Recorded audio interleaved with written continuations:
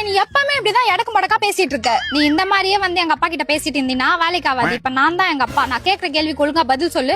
Okay done. தம்பி நீ முத என் பொண்ணை எங்கப்பா பார்த்த? பப்ல தான் 2 பெக்கு போட்டு பாட்டுக்கு ஸ்டெப் போட்டுருந்தா. அடிங்க எங்க அப்பா கிட்ட போய் இப்படிதான் பேசிட்டு இருப்பியா நீ? கோவில்ல பார்த்தேன்னு சொல்லணும். கபாலீஸ்வரர் கோயில்ல சாமி கும்பிடும்போது பார்த்தேன்னு சொல்றேன். ரெடி? சரி இப்ப நெக்ஸ்ட் क्वेश्चन. தம்பி நீ என் பொண்ணு கிட்ட முத பேசும்போது அவளை பத்தி என்னப்பா நினைச்ச? பொண்ணா இது? சை எவன் பெத்தான் தெரியல. டேய் நிறுத்துடா. ஏன் இந்த क्वेश्चनको நான் உண்மை சொல்ல வேணாமா? மாமா உன்னை நான் இந்த மத்து கடியிலேயே போச்சு தண்ணி ஊத்திட்டு போயிடுவேன். சரி வேற என்ன சொல்லணும்னு சொல்லு. நீ என்கிட்ட பேசினதுக்கு அப்புறம் உன்னோட மிச்ச வாழ்க்கைய நீ என் கூட தான் ஃபுல்லா வாழணும்னு நினைச்சேன்னு சொல்லணும். ஓகே. சரி இப்போ உன் கதைக்கு வர. எங்க அப்பா எப்பவுமே பேசும்போது ட்ரிங்க்ஸ் பண்ணிட்டே தான் பேசுவாரு. ஒரு கார்ட்டசிக்கு உன்கிட்ட ட்ரிங்க்ஸ் ஆஃபர் பண்ணாருன்னா நீ என்ன சொல்லுவ?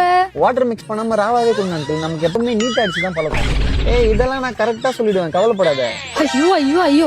இப்ப எதுக்கு நீ தலையில அடிச்சுக்கிற? உங்க அப்பா அப்படி இப்படி கேப்ல திரும்பும்போது நான் உனக்கும்